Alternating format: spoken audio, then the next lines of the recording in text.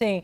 Tenho mais uma pergunta para você, especificamente, Zeina, em relação ao salário mínimo, porque foi uma promessa de campanha do presidente Lula estabelecer a política de valorização real do salário mínimo. Ele vem Sim. cumprindo, né, acima da inflação. Esse ano é uma valorização aí de 2,5%. A gente está falando num aumento em relação ao ano passado de R$ 106. Mas o que eu te pergunto em números, o salário mínimo ele sai de fato valorizado, o presidente Lula entrega o que prometeu.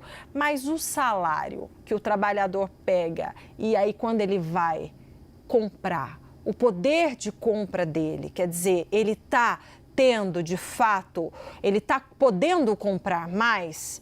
Ou se desencontra, e a gente tem fatores, né? Enfim, como, por exemplo, o aumento do dólar, que acaba impactando no preço das coisas. Enfim, queria um paralelo seu sobre a valorização, mas o real poder de compra quando a pessoa vai ao mercado, quando a pessoa vai contratar um serviço. Não, sem dúvida. Então, veja, um ponto importante, que às vezes parece que nós economistas somos muito mal-humorados, então a gente é contra ajuste do salário mínimo, algo que é muito importante para camadas importantes da população, mesmo às vezes aqueles que estão na informalidade, o salário mínimo acaba, sim, sendo uma referência para ajustes de remuneração. Porque, de novo, não tem muito milagre aqui. A gente está falando de uma política de salário mínimo que teve, é verdade, algum ajuste em relação à promessa lá atrás, né? Lembrando aqui, no passado, a gente estava tendo um ajuste de salário mínimo apenas recompondo a inflação.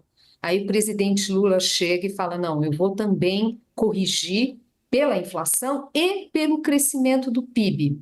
Bom, não foi, do ponto de vista econômico, uma decisão sábia para um país que a nossa mão de obra, quer dizer, o fator trabalho, né, tem baixa produtividade. Então, você está falando de uma remuneração real, em linha com o crescimento do PIB, muito acima do crescimento da produtividade da mão de obra. Isso significa, obviamente, pressão de custos para as empresas, que acaba cedo ou tarde se traduzindo em inflação. E, obviamente, a questão fiscal. Como eu falei, mais de 50% das despesas da União estão atreladas ao mínimo num quadro já muito deficitário, que também acaba sendo inflacionário, né? Então, são essas vários canais aqui que acabam gerando uma pressão inflacionária. Houve um recuo do governo no sentido de falar, olha, em vez de fazer a correção do salário real pelo PIB de 2 anos atrás, no caso, a gente vai colocar limites entre 0,6% e 2,5% de ganho real, que é agora esse ajuste que a gente tem de 7,5%, 2,5% real. Mesmo assim é muito. Simbolicamente foi importante? Foi.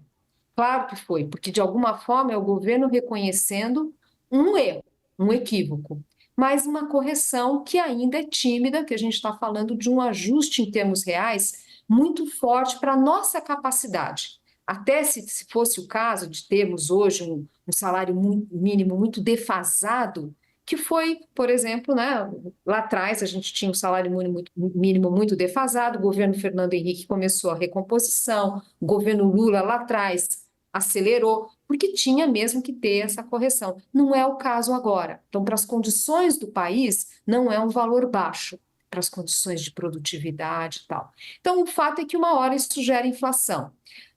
E, obviamente, aumenta o desafio do Banco Central, significa que a gente tem que ter taxa de juros mais elevada, e taxa de juros mais elevada tem todas as consequências no investimento, na capacidade do país crescer. Então, não é só a inflação, é aquilo que traz para a inflação, aquilo que traz para a taxa de juros e, obviamente, freando o investimento na economia. Então, por várias razões, a sociedade sente, ou porque um país que poderia estar crescendo mais e, obviamente, a inflação que corre.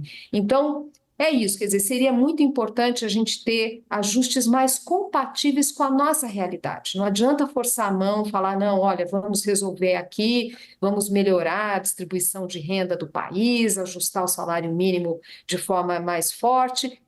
Não existe essa fórmula mágica. né? Se a gente for caminhar, quer dizer, esse objetivo que é absolutamente meritório e necessário de melhorar a distribuição de renda do país, a fórmula do salário mínimo, ela tem limites muito fortes, né? Ela começa já a ser contraproducente.